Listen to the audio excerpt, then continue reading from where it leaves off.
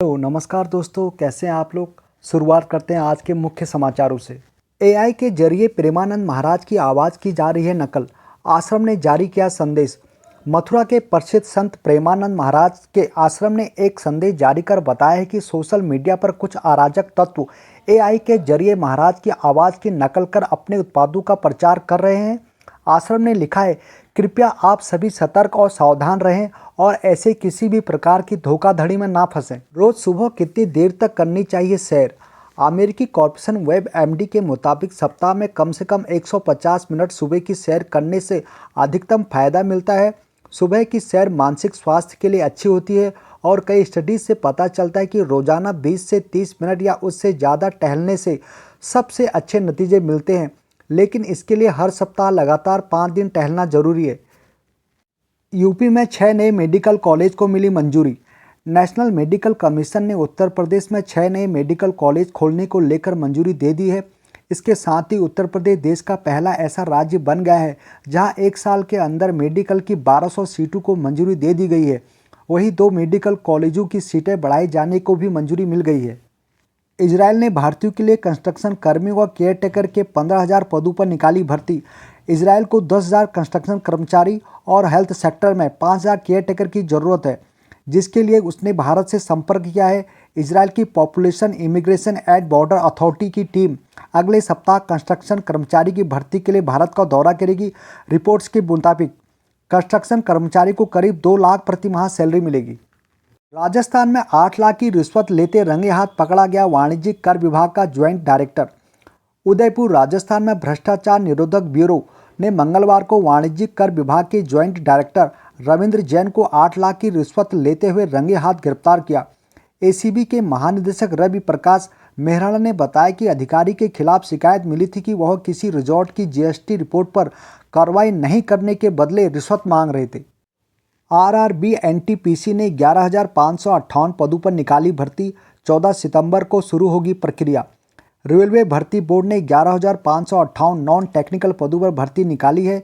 इन पदों पर आवेदन प्रक्रिया 14 व 21 सितंबर से शुरू होगी और आवेदन की तारीख 13 व 20 अक्टूबर है। इनमें से 8 और 113 स्नातक पदों के लिए और 3,445 अंडर ग्रेजुएट पदों के लिए भर्ती की जाएगी। उम्मीदवार आधिकारिक वेबसाइट पर जाकर आवेदन कर सकते हैं। कोलंबस ने नहीं, भारतीयों ने की थी अमेरिका की खोज। एमपी के उच्च शिक्षा मंत्री। मध्य प्रदेश के उच्च शिक्षा मंत्री इंदर परमार ने दावा किया है कि अमेरिका की खोज कोलंबस ने नहीं बल्कि हमारे पूर्वजों ने की थी। उन्होंने कहा, भारत का एक नाविक 8वीं शताब्दी में वहां जाता है और अमेरिका के सेंट डियागो में कई मंदिरों का निर्माण कराता है। यह तथ्य वहां की लाइब्रेरी में रखे हुए हैं। बिहार कैबिनेट ने पटना में 3 5 स्टार होटल बनाने समेत 46 प्रस्तावों को दी मंजूरी। बिहार कैबिनेट की मंगलवार को हुई बैठक में 46 प्रस्तावों को मंजूरी दे दी गई। कैबिनेट ने पर्यटकों की सुविधा के लिए पीपीपी मॉडल पर पटना में 3 5 स्टार होटलों के निर्माण व इसके संचालन की मंजूरी दे दी है। साथ ही कैबिनेट ने बिहार विधानमंडल के सचेतक को उप मंत्री के बजाय राज्य मंत्री का दर्जा दिए जाने की मंजूरी दे दी है। सितंबर में किन किन सरकारी विभागों में निकली है नौकरी के लिए बम्पर भर्तियां। सितंबर माह में आईटीबीपी कांस्टेबल भर्ती, इंडियन नेवी, एनटीपीसी और सीआईएसएफ जैसे सरकारी विभागों में नौकरी का अलर्ट जारी किया गया है। इन विभागों में 50,000 से ज़्यादा योग्य उम्मीदवारों की भर्ती होगी। आईटीबीपी ने किचन सर्विस में कांस्टेबल भर्ती का नोटिफिकेशन जारी किया है। रेलवे भर्ती बोर्ड ने नॉन टेक्निकल पॉपुलर कैटेगरी में भर्ती की घोषणा की है। दिल्ली में शुक्रवार तक के लिए बारिश को लेकर जारी किया गया येलो अलर्ट। भारतीय मौसम विज्ञान विभाग ने दिल्ली में आज बुधवार से शुक्रवार तक के लिए बारिश का येलो अलर्ट जारी किया है। आईएमडी ने इस दौरान 30 किलोमीटर प्रति घंटे की रफ्तार से हवाएं चलने का अनुमान जताया है। विभाग के मुताबिक दिल्ली में इस मानसून में अब तक 913.1 मिमी बारिश दर्ज हुई है, जो सामान्य से 56% अधिक है। उत्तराखंड में 9 नवंबर से लागू होगा uniform civil code. CM Dhami ने की घोषणा। उत्तराखंड के मुख्यमंत्री पुष्कर सिंह धामी ने मंगलवार को कहा है कि राज्य में यूनिफॉर्म सिविल कोड 9 नवंबर से पहले लागू कर दिया जाएगा।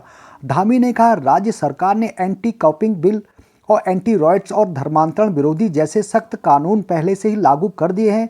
इनके चलते उत्तराखंड देश भर में अपराध के प्रति शून्य सहनशीलता वाला अनुशासित राज्य बन गया है। महाराष्ट्र में भी ट्रेन को बेपटरी करने की साजिश, रेलवे ट्रैक पर रखा मिला सीमेंट का बड़ा ब्लॉक। महाराष्ट्र के सोलापुर में मालगाड़ी को पलटने की साजिश सामने आई है, लेकिन लोको पायलट की सावधानी से बड़ा हादसा होने से टल गया। सोलापुर जिले से कुलवाड़ी स्टेशन से करीब 1 किलोमीटर दूर रेलवे ट्रैक पर एक बड़ा ब्लॉक मिला है। इस मामले को लेकर रेलवे के सीनियर सेक्शन इंजीनियर ने पुलिस में शिकायत दर्ज कराई है। IRDAI ने नियमों के उल्लंघन को लेकर SBI लाइफ इंश्योरेंस पर लगाया 1 करोड़ का जुर्माना। भारतीय बीमा नियामक और विकास प्राधिकरण IRDAI ने आउटसोर्सिंग और इंश्योरेंस वेब एग्रीगेटर से जुड़े नियमों के उल्लंघन को लेकर SBI लाइफ इंश्योरेंस पर 1 करोड़ का जुर्माना लगाया है। इसके साथ ही IRDAI ने इंश्योरेंस कंपनी को निर्देश दिया है कि वह डेथ क्लेम को लेकर सावधान रहे और ऐसे मामलों में किसी भी तरह की लापरवाही ना करे। सरकार ने बदले टोल टैक्स के नियम, अब एक्सप्रेसवे पर 20 किलोमीटर तक नहीं देना होगा शुल्क। सरकार ने टोल टैक्स के नियम बदल दिए हैं और अब राष्ट्रीय राजमार्गों के साथ एक्सप्रेसवे पर एक दिन में 20 किलोमीटर तक की आवाजाही पर वाहन चालकों को शुल्क नहीं देना पड़ेगा। Global navigation satellite system GNSS पर आधारित फीस कलेक्शन सिस्टम के जरिए वाहन चालकों को यह छूट दी जाएगी, जिसके लिए वाहनों में GNSS ऑनबोर्ड यूनिट लगवानी होगी। यूपी पुलिस सिपाही भर्ती परीक्षा की आंसर की हुई जारी। उत्तर प्रदेश पुलिस भर्ती व पदोन्नति बोर्ड ने 23 अगस्त को आयोजित हुई यूपी पुलिस सिपाही भर्ती परीक्षा की आंसर की को जारी कर दिया है। अभ्यर्थी आंसर की को आधिकारिक वेबसाइट uppbpb.gov.in पर जाकर प्राप्त कर सकते हैं। गौरतलब है कि प्रदेश में 60,244 पदों के लिए यह परीक्षा 23, 24, 25, 30 व 31 अगस्त को आयोजित हुई थी। नमस्कार दोस्तों, अब तक के लिए इतना ही। मिलते हैं फिर। चैनल को लाइक और सब्सक्राइब जरूर करें और जय हिंद, जय भारत।